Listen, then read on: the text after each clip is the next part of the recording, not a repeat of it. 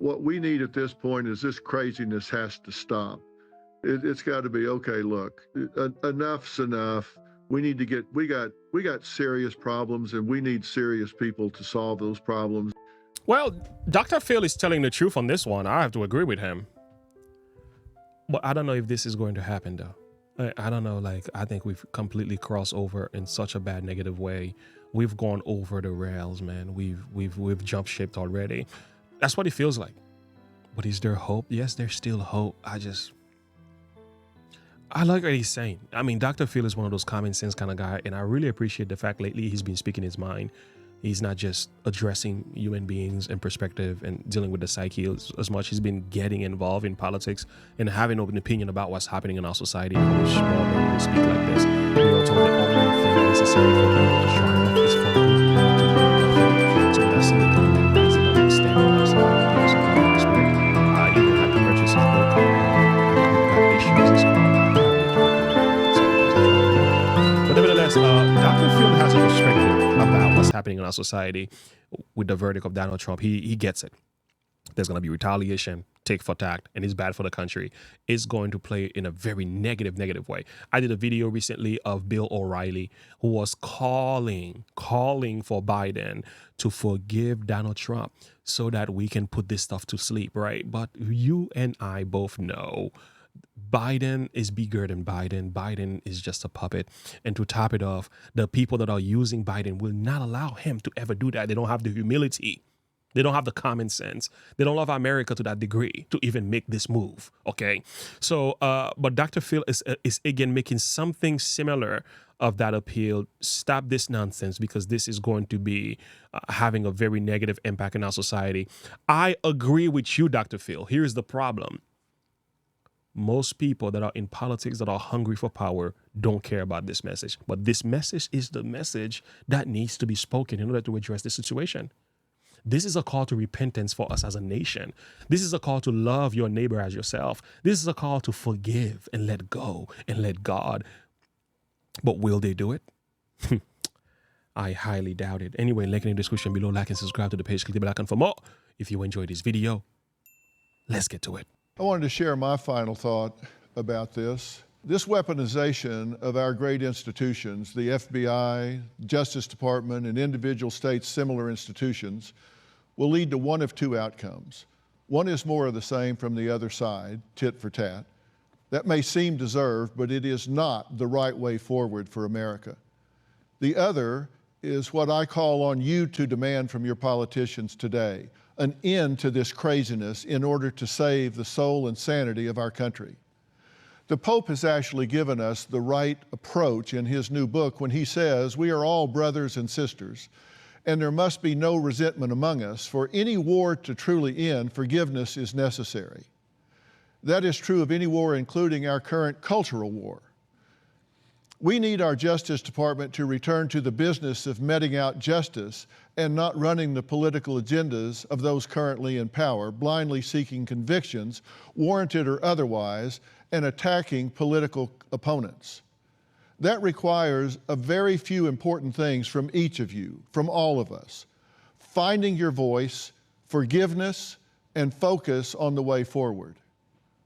Forgive them, for they know not what they do. Forgiveness, and at the same time requiring better. We are not some banana republic, for God's sakes. What are we going to do next? Have a Putin poisoning posse and start finding political opponents foaming at the mouth at home, not so mysteriously dying in their lazy boy recliners? We're better than that. We must be better than that. I don't like what I see happening in our country. This kind of thing is exactly why I launched Merit Street Media and wrote, We've Got Issues. I don't like seeing the weaponization of our justice system, agencies, and powerful government actions that, frankly, just make my skin crawl for all of us and for my grandchildren. And let's be honest, this is so not just about Trump. If you let your hatred for Donald Trump compromise your ability to find true north on your moral compass, shame on you. If you let your disgust for Biden make you blind to the inevitable consequences of pursuing revenge, then God help the children who will inherit the dystopian nightmare we create. We need leaders who will pledge to end this vicious cycle right now and return us to that safe place where our institutions are no longer bastardized and weaponized, but rather simply serve their intended purpose. We have serious problems to solve, and it will take serious people to solve them. Men and women who we hold accountable for doing that which they were selected or hired to do. They need to know we are watching, and their positions are privileges, not legacies. They work for us until they don't. I'm not into politics. I claim no expertise, nor do I seek any. I don't advocate voting for one candidate over another. I stay in my lane addressing human behavior collectively, culturally, and am focused on how we can have maximum control in our lives and turn this ship of state called America in the right direction and get her back on track so we can be proud. That's my mission, and this is a call to action to save our collective soul and sanity.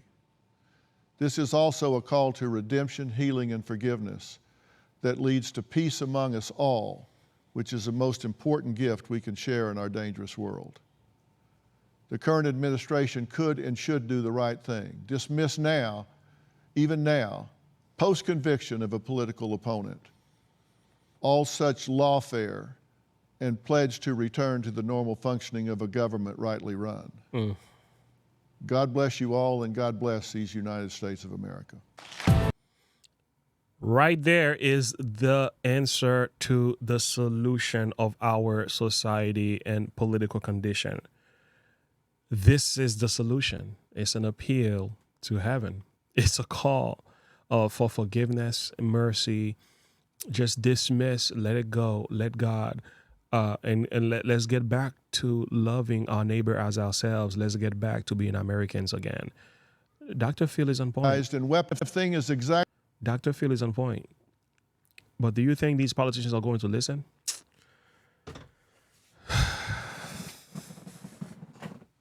Come on now. You seriously think this is going to be paid attention to?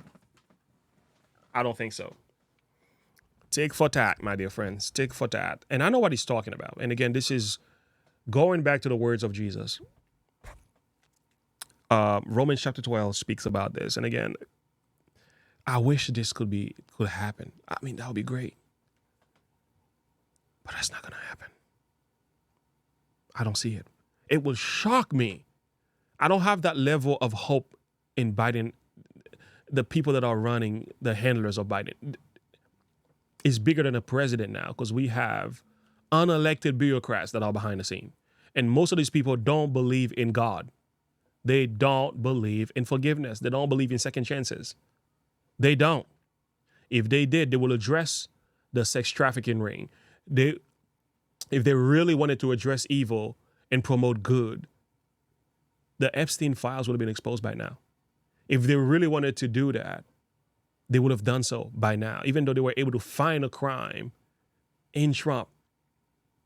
Supposed hush money trial, they call it, which is really an NDA, non-disclosure agreement, and so on. But it's just the fact that they were able to make a crime out of a business error or a document error. They created a crime about that. It goes to show these people, they don't really care. So Dr. Phil's message is true, but you talking to people whose minds are completely controlled by demonic forces. They don't care. When you're talking to people with common sense, yeah, that all makes sense. But when you're talking to evildoers who are hell-bent on carrying out evil deeds, that is something else. So look what it says here, man. I love how Romans puts it. Dearly beloved, avenge not yourselves, neither give place unto wrath, for it is written, vengeance is mine, I will repay, saith the Lord. So God said, don't take vengeance against people who've done you wrong. He tells you, if your enemy is hungry, feed them. If they're thirsty, give them drink. Be not overcome of evil, but overcome evil with good. Biden could do that right now. And I would hope when Trump gets in the office, he will not perpetuate this. But here's the danger. It's crazy how this is. You don't want to come back and retaliate against those who've done you wrong. But the ones that are doing wrong, if you don't address the evildoers, they will keep on doing wrong. So you have an extreme. So how do you address that? Like for me, I don't know what to do, because it's kind of like, for the country to prosper, you have to address the evildoers. You have to check them, right? If you don't check them, they're going to keep doing evil. They're going to come back for you many folds. Kind of what happened to the Haitian president, for example.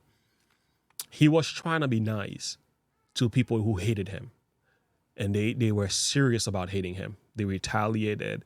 They marched. They put weapons in the arms of gangsters and so on. And they really give him a hard time while he was the president. And when he tries to make peace among them, said, come together, let's be at peace with each other.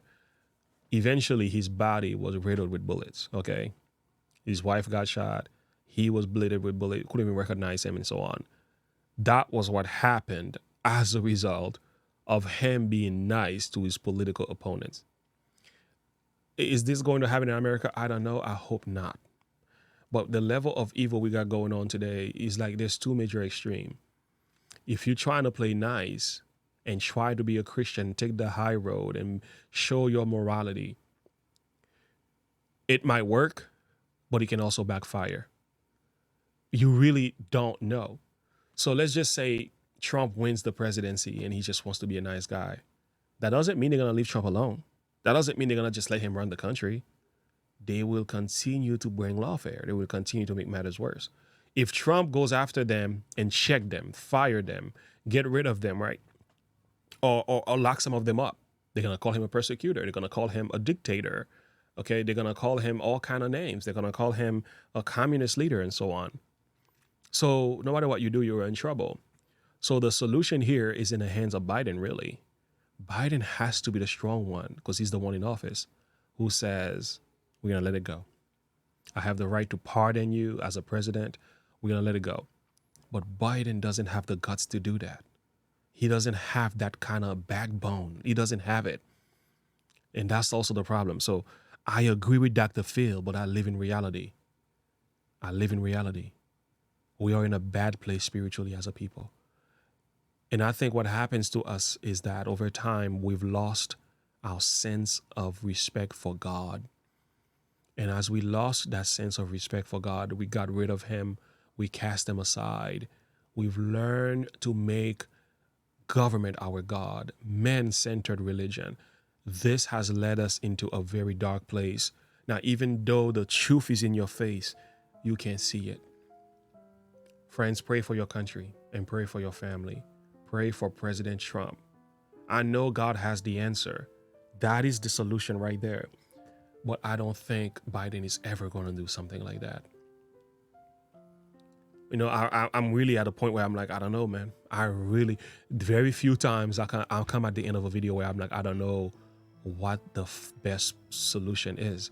In a church setting, yeah, that's a perfect workout. But in politics, it's a different world, man. Especially in a different time. There's been, Nixon and Ford, and they've done forgiveness and so on before to the political opponent and address the issues and save the country. That was a different time, different place, different country. But we live in a time now, the political divide is so bad. I don't know how that's going to happen. And being a man of faith, I'm still kind of like, oh Lord, how is this going to be fixed? Lord Jesus, we need your help. Much more could be said. Share your thought and perspective with me. I want to hear from you.